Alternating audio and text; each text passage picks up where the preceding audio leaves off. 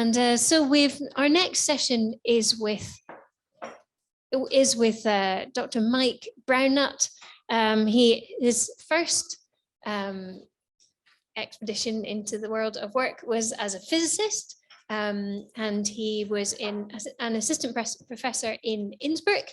Then he did an MA in theology, or I think at the same time, as you do.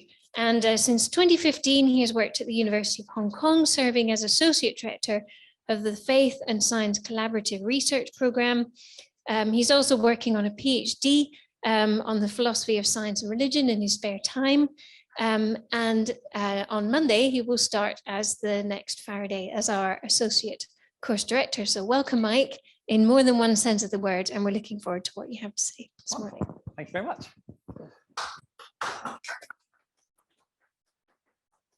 So thank you for the introduction. It's great to be able to be here with you guys today and, well, actually over this weekend and enjoying the conversations you're having. It's really, really great to have had the introductory talk from Nick. I'm very grateful for everything you've said. You've set up what I want to say. So this talk, for those of you who are thinking, you know, was this a collaboration? This is basically a commentary on Nick's talk. And some of the slides will look remarkably familiar. I will try not to make it seem too repetitive. So there are some things that I might just gloss over and say, see Nick's talk. If you're watching this later online, go and look through the library and find Nick's talk. So today I'm talking about global perspectives on science and Christianity, which is to say a lot of the discourse on science and Christianity is written by old English-speaking white men who went to university. And a lot of the Christians in the world are not old English-speaking white men who went to university. And it turns out that the questions had by a lot of the people who think carefully about science and religion, and a lot of the questions had by people who really need to care about science and religion don't perfectly match up. And as pastors with you in your congregations, you may be more likely to talk to people who aren't Cambridge-educated older white men than you are to. So here's a talk. Hopefully I'll address some of these issues and look at other ways of doing things. So science and religion, key distinctives. To summarize the talk you have just seen, the discourse that we have. Now, throughout my talk, I've used frameworks, but if you want to connect it to Nick's talk, you can use words like narratives. We have narratives. We have these ruts in which we go, and they go very deep and they constrain us very tightly. And it's very difficult to get out of them sometimes.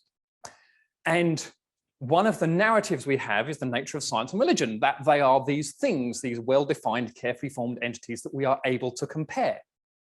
And this is a strongly Western narrative. Nick pointed to Peter Harrison's book on the territories of science and religion. And in Peter Harrison's book, using the example of Israel, he said 600 years ago, it didn't exist. So you have this then and now picture where the questions that happened then and the questions that we can ask now aren't the same. Now, in a similar fashion, you have a here and there situation that says ideas and frameworks and narratives that were created in the sort of post-Enlightenment modernist West are not the same as the narratives and discussions and questions that are had by people who, for whatever reason, did not partake in the post-Enlightenment modernist project in the West. And so while Peter Harrison as a historian looks to the past and says, what did it look like then and how do we compare it to now? This talk is going to say, well, we have non-modern perspectives alive and well today, and we engage with those people. They come to our churches and we need to understand how to engage with those people. And using the narrative that we are used to may not scratch their itch. So, science and religion, we assume that they are these things and they have certain properties, dichotomies, as Nick said. The modernist project lives for dichotomies. So science deals with that which is natural, pendulums, planets. Religion deals with that which is supernatural, angels, gods, souls. Science is testable. You go into the lab and if you can't falsify, it's not science. Religion is untestable. Who knows whether or not murder is wrong. You can't do an experiment that tells you that.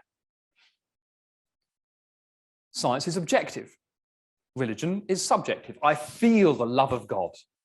No one says, I feel the second law of thermodynamics. Science deals with facts. Religion deals with values. It is the case that gravity will make things fall. No one says gravity should make things fall. It just does. Religion deals with values. Thou shalt not kill. Murder is wrong. These are values. Science is part of the public discourse. When you pray, go into your room and pray on your own. You can believe what you want, just do it in your house. Don't bring it into the political sphere. Science deals with knowledge. And faith, religion, deals with faith. So we can make these lists much, much, much longer. And in fact, in the is it a book, paper, article? What would you call it? Report that Nick wrote, which is available on the table. You know, you can read through, and these terms, these distinctions come out. And when you look at the interviews that Nick was commenting on previously, these kind of distinctions arise. And they arise, and you'll notice, as we go from one side to the other, from one column to the other column, they're opposites, right? Natural and supernatural are different things, right? There's a difference between an apple and an angel, right? Testable and untestable, they're different. That's why we have the law of the excluded middle. You can't have a testable, untestable thing. They have to be different. Facts and values. This is why philosophers give us the fact-value dichotomy. Why would we have it if they weren't opposite things that don't go together? And within one column, like people who say, okay, well, these all go together, they go together, they're well connected in our thought, in the narrative that we tell ourselves, right? Facts are objective because they're testable. You test it, I test it, we get the same answer. This is what makes it objective. This is what makes it a fact. Values are subjective exactly because they're untestable. You have your opinion, I have my opinion. There is no external appeal by which we can arrange them. These things go together. We believe in the supernatural by faith. Religion belongs in the private sphere. Science gives us public policy, right? These things down one list and down the other list all go together, and across lists they are opposites. This is the story we tell. We live for dichotomies. And when we live in this story, that shapes the questions we ask. Some of you might be sitting here and saying, this is a silly story. That's not how science works. Don't be offended that I'm spouting rubbish. You're just a couple of slides ahead of me in the talk. And for those of you who are paying attention to Nick's talk, you will realize that there are problems with this. The talk, when he started off and says, what do you understand by science and what do you understand by religion? Very, very rapidly, the people that he was talking to realized that these dichotomies just don't work, right? There is faith in science. There is something public about religion. There is something values-based in science. If scientists said we don't need trust, we have big problems, right? So the scientists very, very rapidly, when you scratch a fraction below the surface, realize that these don't work. But this is the story in which we live, and we have to wrestle with it. And this story, whether we accept it or not, informs just in the back of our mind the kind of questions we ask. So when we say, can we prove that God exists? I say to people, I work on science and religion, and they say, oh, can you use science to prove that God exists? And whether we think it's a helpful question or whether we think the answer is yes or no, we recognize this as a science and religion question. And the reason we say this belongs on a shelf about science and religion is because proof provides us with objective knowledge, and God is supernatural, and we have a question that has something from the same column as science and something from the same column as religion. And that means this question is about science and religion. Can we reconcile evolution with creation? How do we create our questions? We just got this little question creating algorithm. You take a science word and a religion word and you put them in a question together. Can scientists believe in miracles? We recognize that this is a science and religion question. What can we say about bioethics? Bio is science, ethics is religion. this is a science and religion question, provided you accept the narrative that we have two columns. Now, most people, like Brian Cox and sort of old white men, don't scratch very far below the surface unless Nick comes into their office and says, "Can we scratch?" There's a better way to phrase that. Right? We don't sort of consciously reflect on this. And so Nick's job was to sort of take them from this dichotomized modernist worldview and help them break out of it. But the problem that we have outside in the rest of the world is that they never had this dichotomist worldview. And we say, before you can engage with any of the questions that we're writing books about, you have to break into our worldview. And once you've broken into our worldview, you will help you realize that you can break out of it. And they're like, well, did we need to take that detour? So I talk to people in Hong Kong and we pose these questions and they're like, why is that an interesting question? Or why is that a science and religion question? Even how much we critique these, it's obvious that these are science and religion questions. But when you break out of this worldview, this narrative, it stops being obvious that these are even science and religion questions. So, given that introduction, which is a recap of Nick's talk, here is my talk overview. The two-list framework is influential. Whether you accept it or believe it or agree with it or not, within the Western worldview, which is the context in which science and religion discourse tends to happen, those are the people that write books, it's influential. And it is weird. It is weird. It's strange. And it's also strange that we don't find it strange, but I'll get into that in a minute. It's not the only story. It's not the only narrative. It's not the only framework out there. There exist other frameworks that other people do use, other frameworks that people historically have used, and other frameworks that we can use. And I'm going to finish the talk by giving an example, so a practical example of what happens if we use one of these other frameworks. And I'm going to talk about thinking about science and religion in terms of, or science and religion questions, whatever that means, in terms of a network of relationships. So here we go. Let's step outside of modernity. What if we didn't have two lists? What if we just lived in a world where those two lists never turned up?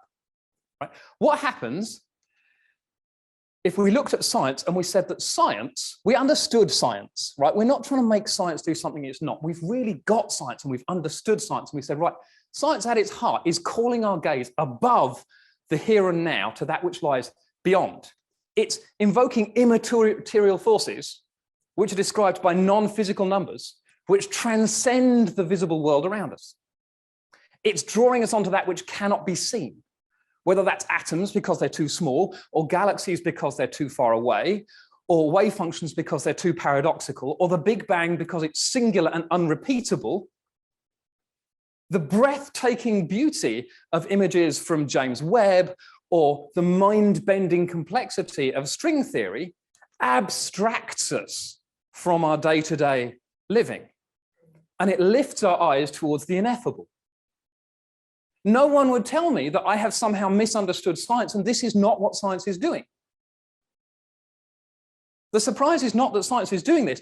The surprise is that all of these words would fit in column 2. So either science is doing something tremendously religious, or our framework broke. Now, the problem, of course, is that if science has just stepped across into column 2, has it elbowed out religion? Is there space now for religion? If science gives us all of these things, where now could religion go? Well, the good news is there's plenty of space for religion, because religion at heart is mundane. The calling of religion consistently draws us back to the very concrete needs of the widow and the orphan that is visible before us. Religion presses us to hear the cries for the material aid to fulfill their human need of regular food, lest they face imminent hunger. Now, all of these words belong in column 1. But if you said to someone, you can see widows and orphans, that's visible. Science is about what you can see. Religion is about what you can't see. You can see widows and orphans, so try to understand. Feeding widows and orphans has nothing to do with religion and everything to do with science.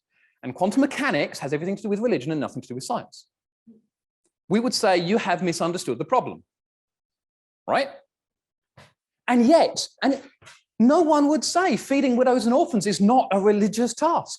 And yet, while they would admit that, unless you push them to say that, they would happily nod and say, yes, religion is to do with the supernatural. And only like its remit is the supernatural, not the natural. Do I have a supernatural orphan in front of me? Our two-column system is weird. It is weird, and we have to break out of it.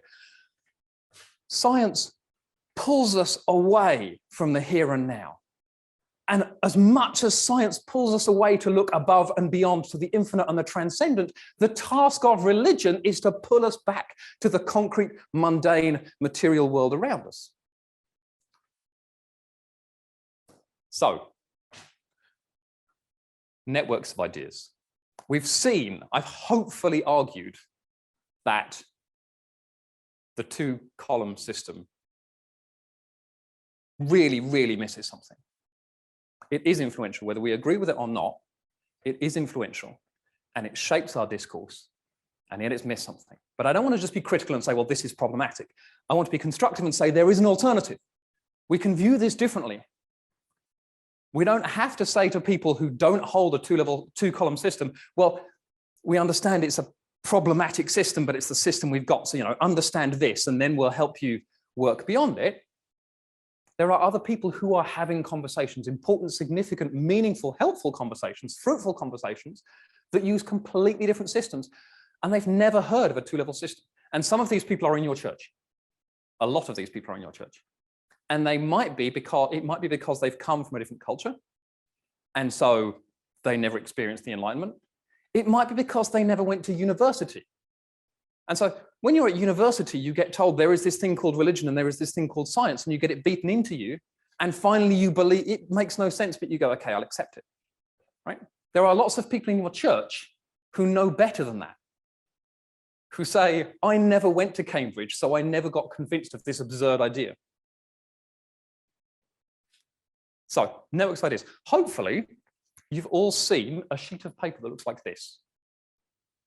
Have you seen that in your handout at some point? Wonderful. Did any of you have the time, the opportunity to do this task by preparation? No. Okay. So if you had at this point, I'd sort of call them volunteers. Do we have any volunteers who did this or who want to admit to doing this? No. Okay, fair enough. In which case, you're going to have to do it spontaneously here and now. Ha ha. So make a mind map of the following items. So have you? Whoa. Okay. Have you had a chance to at least look through this list? Okay, so you've read through the list. Good. So these items aren't strange to you.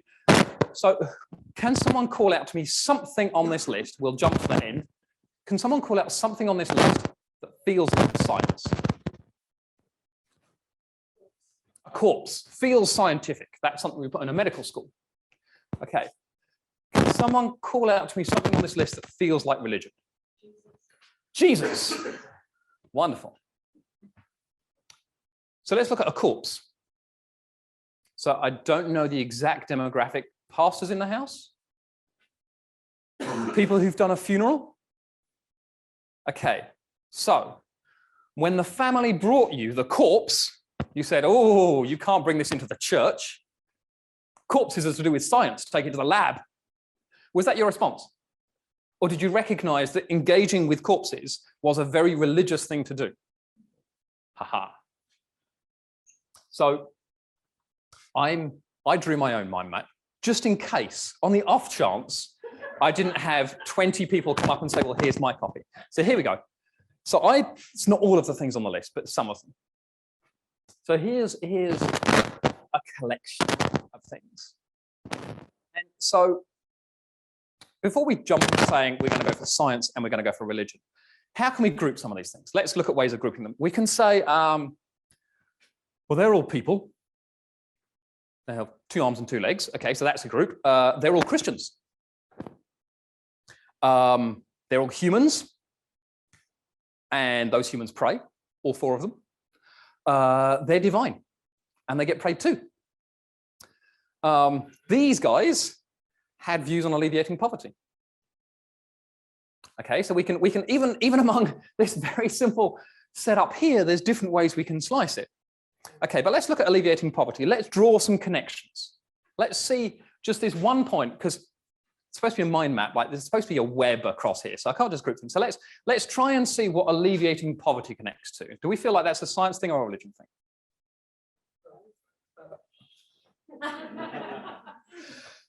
You guys know where this talk's going, don't you? Okay, so here we go. So let's look at that. So money, obviously money has something to do with alleviating poverty. And if we're alleviating poverty and we think money is important and the invisible hand is going to either work with us or work against us, social forces are also going to be there in the mix because poverty has something to do with social life. Family relationships are no small part of both poverty and its alleviation. And of course, once family relationships are involved, we realize that patience is important. We don't solve poverty overnight. It is a long game that we play. Technology can also be involved in alleviating poverty. The rise of mobile phones, microfinance is now possible. There are all sorts of things that we can do. You can also bet online. So technology is strongly ambivalent, but here we go. So we have mobile phones, we have social media. Of course, once you get questions of technology and social media and things, we have questions of control. Who looks after social media? There are other ways to get the message out. If we're talking about alleviating poverty, we can write books. People can read about things. There are other questions that we have to ask. Once we're at a book length thing, maybe not in a tweet, but once it's a book length treatise, we have to ask things like, is poverty a problem? If it's a problem, why is it a problem? Is wealth a solution? If so, why? If not, why not? We're talking questions about the meaning of life. What's the purpose of our life? What's the purpose of our wealth? And what's the purpose of our poverty? And once we're writing books about the meaning of life, what we're doing here is we're telling stories. So just starting here, I've managed to walk around my mind map. Okay, so let's go with telling stories. Tidy it up a bit. Now there are lots of stories. Everything is a story. How can we restrict this? So I'm going to restrict this by just talking about observing the sky. Only stories about observing the sky. Well, obviously, this is a religious thing. If we think of the wise men who observed the sky, they told a story, they predicted the future, they found Jesus. Ka-ching. Religion. Good. They knew what was going on with the sky because people back then had written books. Well, not books because pre-books, but they'd written texts. They had to be patient. The stars don't align just when you want them to. You have to wait for years and sometimes generations for the stars to be there. You have to learn what the stars are doing. You have to remember the past. These scrolls tell us that we didn't observe ourselves, or that we observed a long time ago, or that our ancestors observed. We get to explain the past. We get to see what is going on. We get to remember, and by remembering, understand our present predicament and our past predicament. The meaning of life. Observing the stars and telling stories about the stars puts us in context. When God says to Abraham, look at the stars if you can count them. Abraham is put in his place. His life in the cosmos is put in place by observing the stars and being given a narrative about the stars. The heavens declare the glory of God. The heavens tell us something about where we came from, and the stories we tell about the heavens tell us something about where we came from. But it's not only religious people who look at the stars and tell stories. Isaac Newton looked at the stars and told stories. He did so with great patience. Spent a long time looking at stars night after night, year after year. He remembered the past, helpfully because people had written books of star tables and planet tables, and he knew where things were. And he was able to predict the future. I know where this planet is going to be in future. I know what these orbits are going to do. He was able to explain the past. I know why the planets were where they were historically. Now, when we look at the stars, we say, hey, we've got cosmic background microwave radiation. We can talk about the origin of the universe. We can talk about the origin of life. I know where the carbon that's in you came from. And if you're going to follow someone like Carl Sagan, or any of the other atheists, observing the stars scientifically can tell us about the meaning of life. We are stardust. So the question we now have, every time I step over here, it gets upset. I need to stop stepping over here. So the question we now have is, rather than put it, if I tell you put these in two columns, the science ones and the religion ones, you're like, that's tricky. I mean, we can argue about these, but roughly speaking, the ones that kind of trivially, obviously, arguably science, maybe those. And if I said, okay, let's put a circle around the religious ones, the ones that connect in some way to religion, you might do those. And there are some, you know, you can argue that Muhammad didn't have a whole lot to do with religion, though I have a lot of friends who would disagree with that. And you can say, well, you can do religious studies of prayer. Okay, so we can put that one in science, scientific studies of prayer. So we can put that one in science if we want, but let's pretend that for the moment, we're just doing the really obvious connections. Basically, the problem we face is we can't tell the difference. In fact, so Nick was talking about physicists and anthropologists being at opposite ends of the spectrum. This work was developed at Hong Kong U with a colleague of mine called David Palmer. I have a background in physics. David has a background in anthropology. And we basically designed a course and said, we're not going to say anything to the students unless we can sit in the same room together and with a straight face, both put our names to it. It made the course very interesting. But often we would, at the end of the lecture, a student would ask a question. At the end of the lecture, we'd sit down together and we'd say, have we finally done it? Have we finally removed the last thing that we thought was the difference between science and religion? Right? We thought, you know, we've knocked away all these, but we still think we know the difference. And then a student will ask a question and go, is it gone? Is there nothing else we can do to actually tell the difference between them? And I won't give a spoiler for that one, but here we go. So with these different frameworks, with these different stories, we have different puzzles that we need to solve. When this is our story, the science and religion discourse says, how can we bridge the gap between science and religion? How can they talk to each other? How can we bring these two into conversation? And when that's our picture, our puzzle is, how do we ever manage to separate them? How are they ever not in conversation? How can you say anything scientific without saying something religious? And vast tracts of the world hold this view. And vast tracts of the world therefore find the Western discourse on science and religion strange, irrelevant, incomprehensible. So let's take an example for real life, just to bring it down to a practical level. Consider vaccines. Let's look at it in the two columns view. Okay, so vaccines clearly have something to do with science, medicine. And to the question in the science and religion discourse, to vastly oversimplify things, is you say, can we find a religious thing to do with vaccines? And if we can find a religious thing, then there's some conversation for science and religion going on here. Now, if you go to somewhere else, pick a continent of your choice that's not Europe or North America, you say, okay, there's clearly something science going on here. Someone's come to them and they've said, have a vaccine, we developed it by science.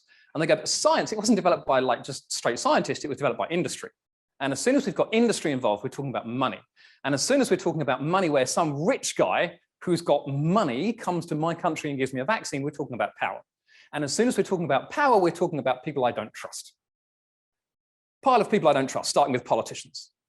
Who do they give money to? Who do they take money from? Who do they want to share power with? Who do they want power from? Who do they want to give power to? What industries do they work for? What industries do they want to work for? What kind of country do they want to have? Why are they taking vaccines from this country when they don't work and not from that country when they do work? Oh, it's because they want better diplomatic ties with this one because these guys give cheaper debt. Religion is involved in this. It cannot not be involved. As soon as you start talking about politics, religion turns up. Tradition. When your parents got sick, what did your parents do? When your tribal elders got sick, what did your tribal elders do? History, which is not just your tribal elders. This question says, well, the country that's currently trying to give you the vaccines, in the past when they tried to give you things, how did that work out? Given the history that you have with them, do you trust them now? When a guy with a white coat says, I've done the research and I've written a paper and science says this is safe, you go, yeah, you said that last time. How dumb do you think I've become? These things are all connected. And when I say connected, I mean properly connected. So this far side that I can't point to is a science religion discourse that we are used to with a two-column list, and this is what we're facing everywhere else.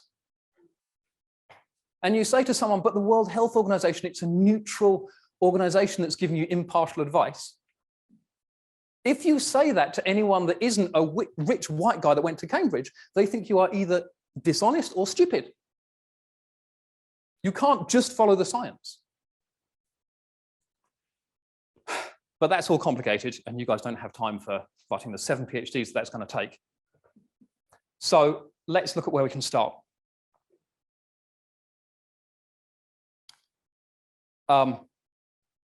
Let's talk about relationships. What entities are involved in these relationships? Which seems like an odd question to start, but bear with me. When you have a relationship, you can have relationships with people, right? Living individual humans. We're going to start that basic. Religious people have relationships with other living individual humans, and they might wear funny clothes and they might have power disparities and so on and so forth.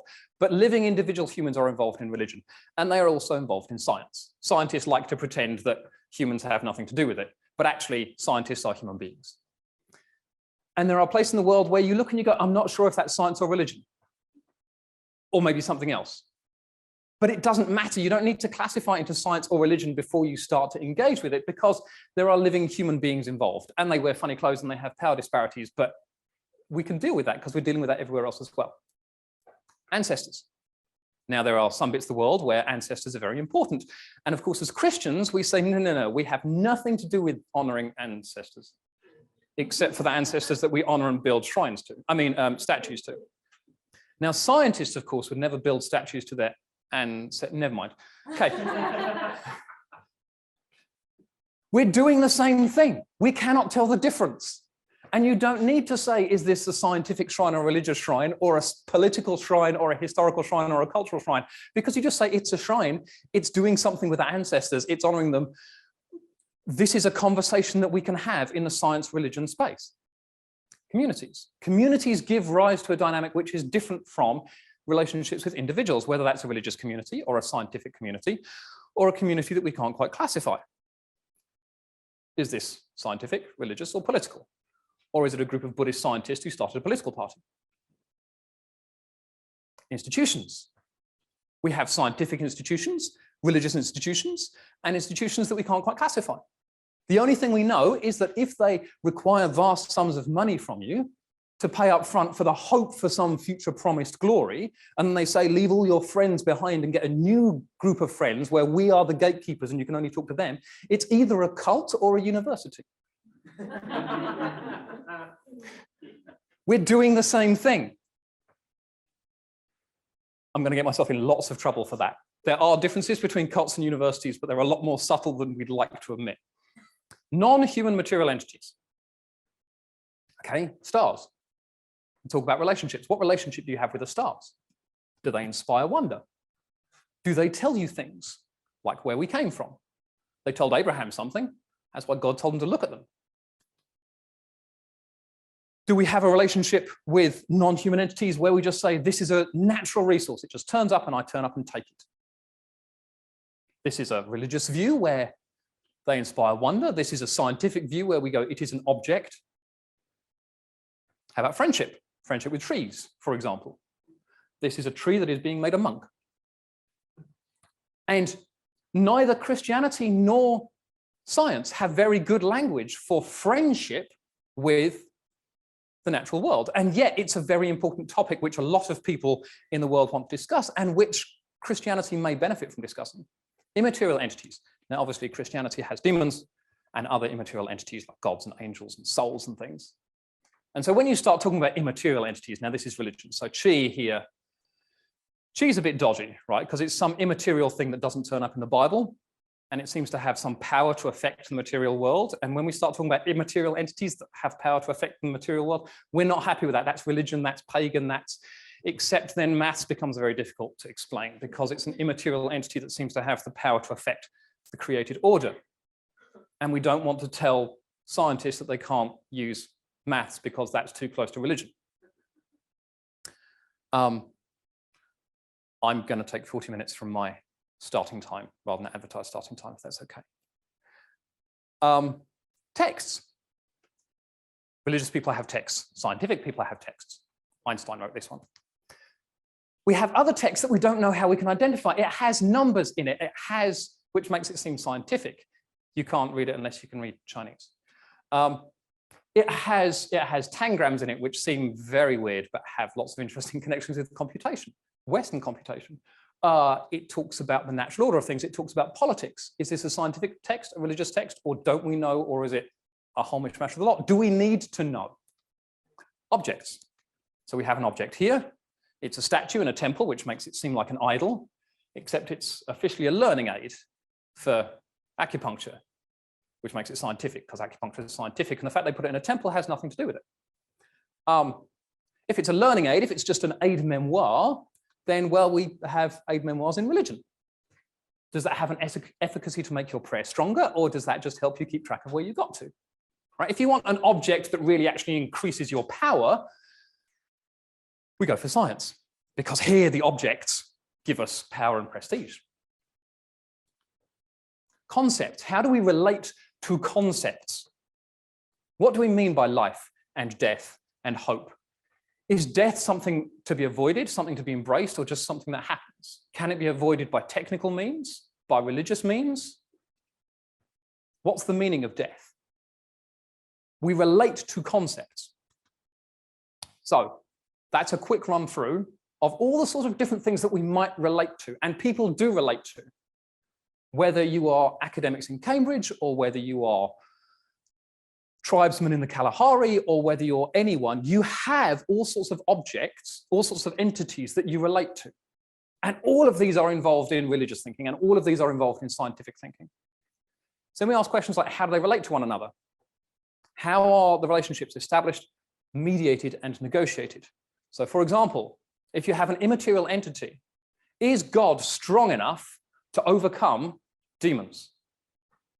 Hopefully the answer to that is pretty simple, right? We know that God is all powerful and there is no entity, material or immaterial, that God cannot overcome. Is God powerful enough to overcome maths? It's another immaterial entity. Like, he can overcome demons, but how about logic? Science can make some very strong theological assumptions. When we have texts, are they authoritative? Scientific or religious? Where does their authority come from? Does it come because it was handed down to us from our ancestors? Or does its authority come from the community which uses it? That's the Solvay Conference. Peer review, long live. When we have objects, are they simply objects that help us learn, or do they give us power and prestige? Is the material world something with which we are friends, or is it an object for our use? And if it's something with which we can be friends, from a Christian point of view, for example, can a tree become a co-laborer with us in Christ? And what would that even mean? So, 2 minutes, we can do this. Okay, so when we talk about relationships now, we've set out this whole network of relationships. And we haven't even asked the question whether there's anything to do with science or anything to do with religion.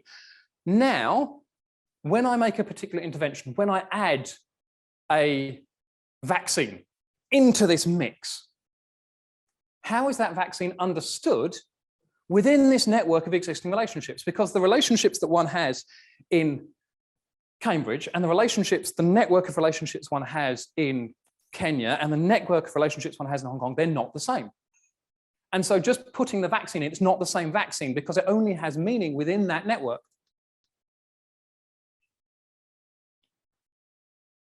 And how does that intervention change the existing relationships?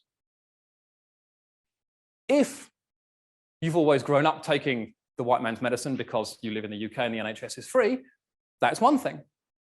But if you've grown up in a place where your elders tell you what's wrong with you and your elders tell you what you need to do, then to believe Google instead of the elders, what does this have to do with relationship to your traditions? If the Bible tells you to respect your father and your mother, and your father and your mother tell you not to take the vaccine, and Google tells you to take it, are we following the 10 Commandments? And how? This question exists very, very significantly in one context and not in another. And when we engage with people who do not share the standard network, we have to understand that just by saying, here is the science, and the science says it will save your life, they may come from a network that says there are more important things than saving my life. And finally, and this is really important, we come down to the question that says, how then shall we live? Right? No one in the world, with a very, very, very few exceptions, cares about how many toes the horse had throughout its evolutionary history. Right? You can write books about it, but only a very, very select group of academics cares about that question. Most people who write websites about it and argue about it are using that as a proxy for something else. Most questions that we have about science and religion can do and must come down to how then shall we live? They are practical applications. The reason why the nature of our humanity is so critical is because it really affects how we live. It affects our self-understanding. So I'm just going to throw out here an example because I feel that with Faraday, I might as well talk about evolution and then getting looks from over in the back corner and get shot down in a minute. It's going to be fun, but here we go. So let's apply this to evolution. Let's imagine someone comes along without a 2 columns view of the world and says, I have a question about evolution. Now you can write in with your 2 columns view, or you could say, okay, let's look at some of the networks of relationships involved here. I am involved in a discussion about evolution. Whenever I talk about evolution, I'm talking about myself. Where did I come from? How do I understand myself? Where do I fit in with the universe? I have a relationship with the sick, with the weak, either because I pay my taxes to the NHS to do it or because my grandfather is sick and here. How do I feel about survival of the fittest when I know my granddad is dying? Mass extinctions, past and present. If we say that there's survival of the fittest and we say we, at our own hands, are wiping out vast tracts of the planet on which we live, what does evolution do in that context? Technology, another question that got raised as a key one for the future. Human augmentation, transhumanism. Survival of the fittest, particularly when the fittest is a computer. How do I relate to technology? How do I relate to improving myself beyond my natural ability by sticking glasses on even when my eyes don't work?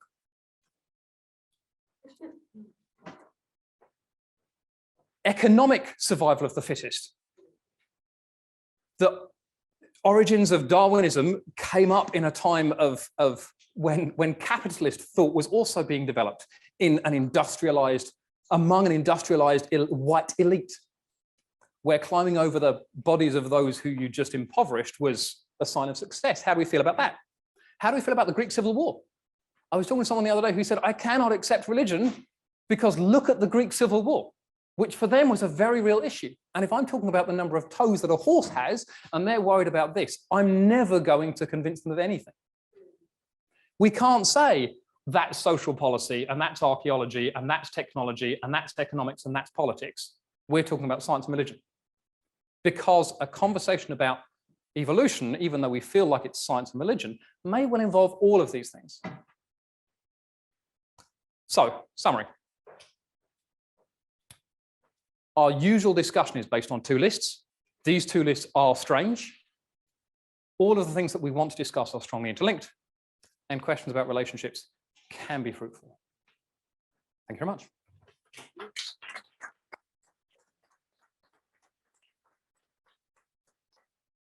Thank you, Mike. And can you see all the next few speakers scratching their heads going, yes, yes, I agree. We did think about this when we planned our talks, didn't we? But thank you for that very different perspective. That's fantastic. And any questions? We have about 15 minutes. We're going to go to lunch slightly late, just to make, yes, we've one in the room, and we'll keep track of any online later. So yes, Hugh, you'll be passed a microphone.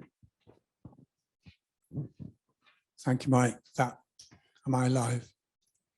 Yes. That bent my brain.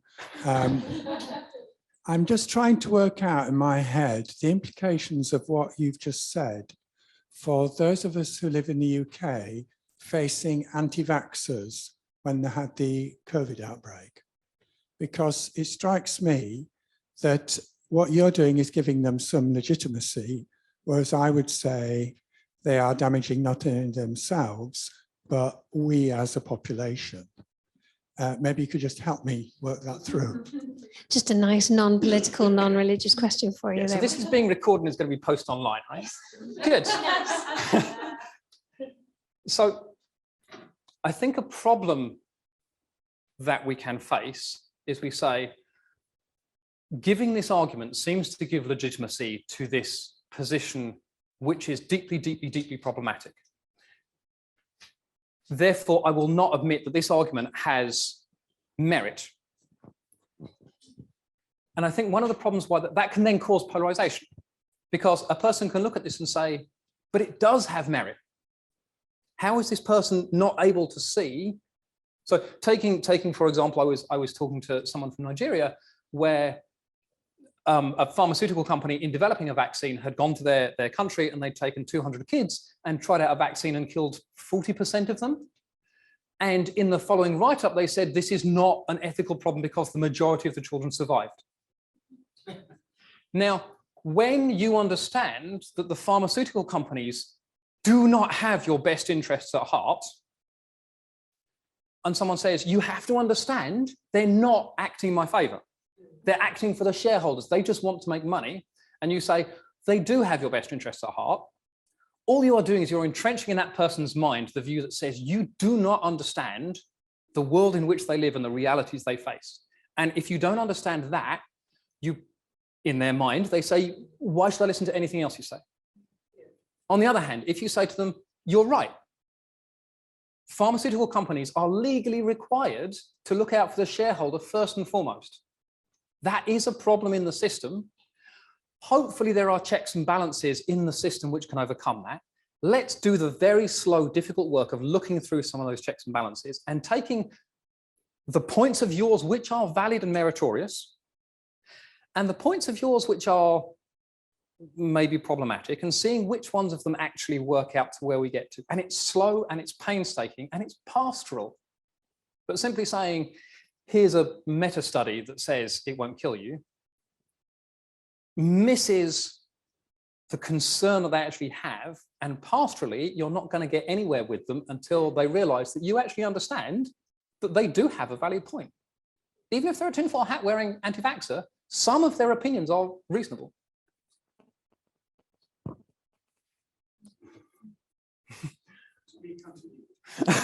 Yes, thank you. So who's coming for dinner tonight? Big time.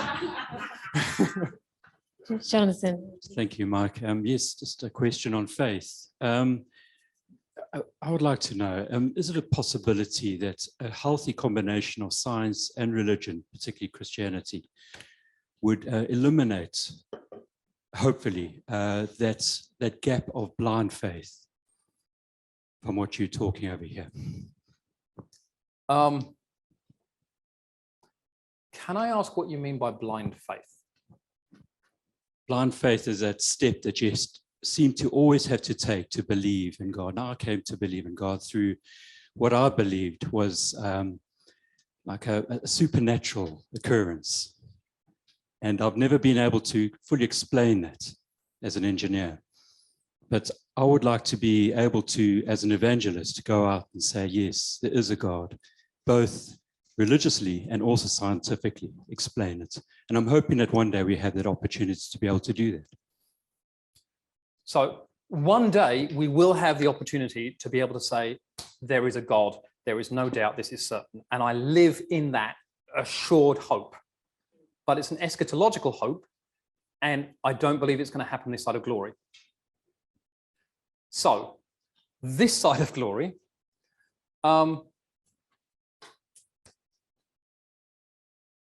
science, I have a very, very pessimistic view, epistemic view of science.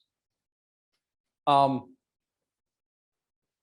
a philosophical, there was a guy back in the 1930s, a German guy called Kurt Gödel, who managed to demonstrate mathematically that you couldn't mathematically demonstrate that mathematics was consistent. Which basically says, if you need to accept anything on absolutely blind faith, mathematics is the one discipline that can prove you have to accept blind faith.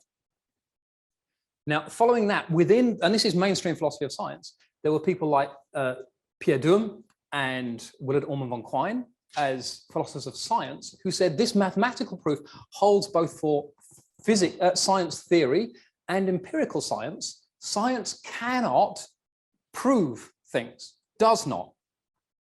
And you can work through the history of science, and I take the very controversial opinion that science neither attains the truth, nor approximate truth, nor attempts to attain the truth.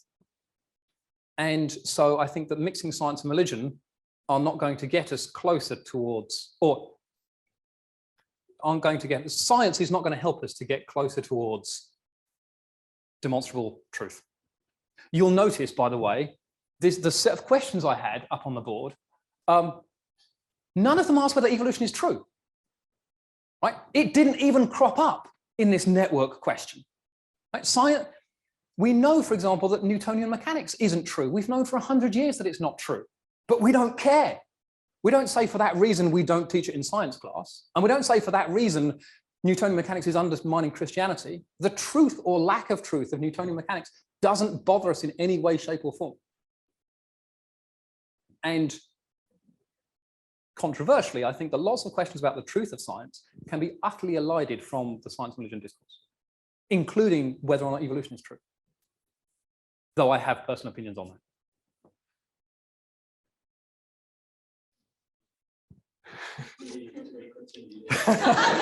If you're looking really to have tonight. rugs pulled out all over the place, this is it. This is the place. Yes. Any questions online? We have a hand. Yes, we Richard. do have a hand. Yeah, it's not so much a question as an observation, but I'd like to hear your reaction to it. It's a difference that I believe exists between religion and science. It's that I really don't care whether Richard Dawkins has a faith, because whether he does or not doesn't diminish the value of the science that he or anyone else does. I certainly do care whether the Archbishop, any church leader, accepts scientific theory which potentially conflicts with what we read in Scripture, because for the majority of the population, I believe that does damage the credibility of the Christian church. Right. It's a brilliant question. That, wow, I knew I was setting traps for myself. Brilliant question. Okay, so within a two columns thinking, we say that, you know, we have the virtue is a religious thing, and science doesn't need virtue. Now, and we have this Enlightenment thing that says the truth is the truth, and the scientific method will get us to the truth. And the scientific method is mechanical. You turn the handle, and the thing that gives you the authority to make a scientific statement is you follow the scientific method. And along with comments that were made by Nick earlier, the scientific method is really not all it's cracked up to be. So if you look, for example, at problems of climate change, and we said, okay, the scientific method guarantees us that we get to the right answer. So it doesn't matter whether or not scientists are honest or dishonest. The virtuous character state of a scientist is unimportant because science is authorized by the scientific method, not the character of the scientist. And very clever people at universities have said that sounds reasonable. And your average person on the street says that is dumb. If this scientist is dishonest, I'm not going to believe what he says, because any method, scientific method you can come up with, he can circumvent. And now we say, look, the world is getting hotter. These scientists say it's true. And they say, hang on, you've spent the last 100 years telling me that it doesn't matter whether or not scientists are honest. It doesn't matter whether they are patient or diligent. And now you're telling me I should believe them.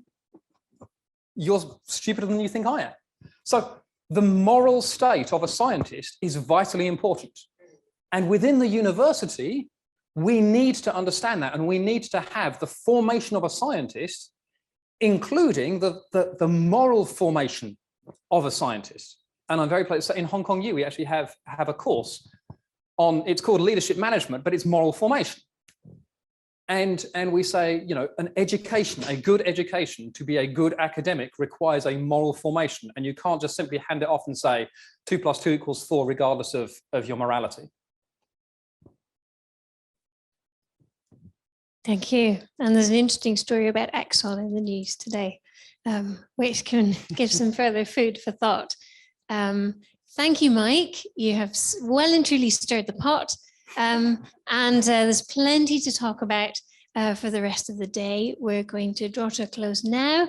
Going to have lunch if you're online. Enjoy your lunch. We'll see you back here in exactly an hour. And enjoy a good break. Thank you.